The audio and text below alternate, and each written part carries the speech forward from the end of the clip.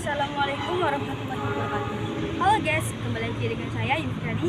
Saya dari kelas 8D.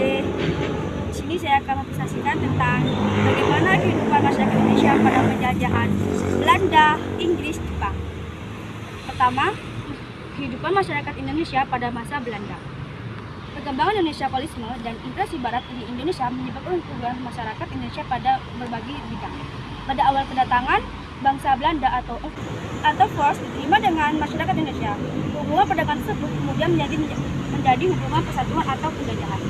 Hal ini menunjukkan kebencian dan kesengsaraan pada hidup masyarakat Indonesia. Bentuk kesusahan menang bahasa Belanda terhadap masyarakat Indonesia antara lain monopoli. Monopoli dagang itu perusahaan besar yang dilakukan oleh suatu sedikit perusahaan.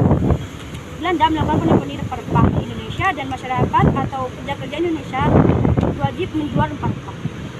B. Kerja paksa atau kerja rodi yang melakukan pekerjaan tanpa pendapatan penghasilan yang layak, tidak diberikan makan yang bergizi, bekerja di luar batas kemanusiaan, dipaksa dan kerja tanpa batas waktu. 2.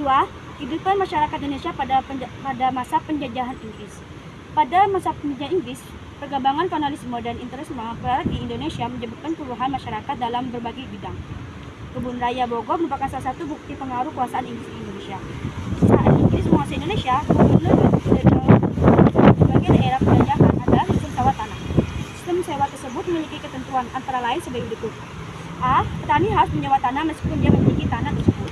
B. Harga sewa tanah tergantung kepada kondisi tanah. C. Pembayaran sewa tanah dilakukan dengan uang tunai. D. Bagi yang tidak memiliki dikenakan pajak kepala.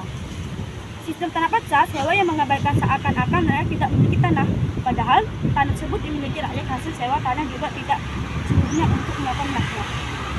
Hasil sewa tanah tersebut sebagian besar digunakan untuk kepentingan penjajah. 3. Kehidupan masyarakat Indonesia pada masa penjajahan Jepang.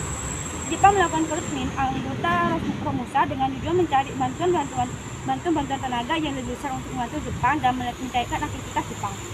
Anggota-anggota Romusa dikerahkan oleh Jepang, bangunan jalan, apung, perhatian, kereta api, jembatan, dan sebagainya. Sebagai terpaksa melakukan kerja rodi karena takut kepada Jepang. Pada saat mereka bekerja sebagai Romusa, makan yang mereka tidak minim, sementara pekerjaan sangat berat. Ribuan rakyat Indonesia meninggal akibat Romusa. Mendengarkan nasib Romusa yang sangat menyedihkan, banyak pemuda Indonesia meninggal kampung. Sebagian besar desa hanya didiami oleh kaum perempuan, orang tua, dan anak-anak. Penjajahan Jepang yang sangat menyesetarakan wanita tersebut untuk menjadikan jungfu.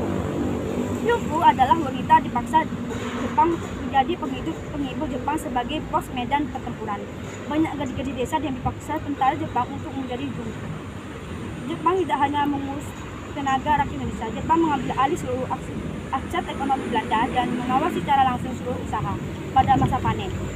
Rakyat wajib memproduksi sedemikian rupa mereka hanya membawa pulang padi sekitar 20% dan hasil panen yang dilakukan.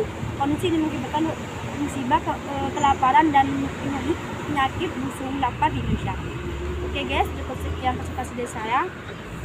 Assalamualaikum warahmatullahi wabarakatuh.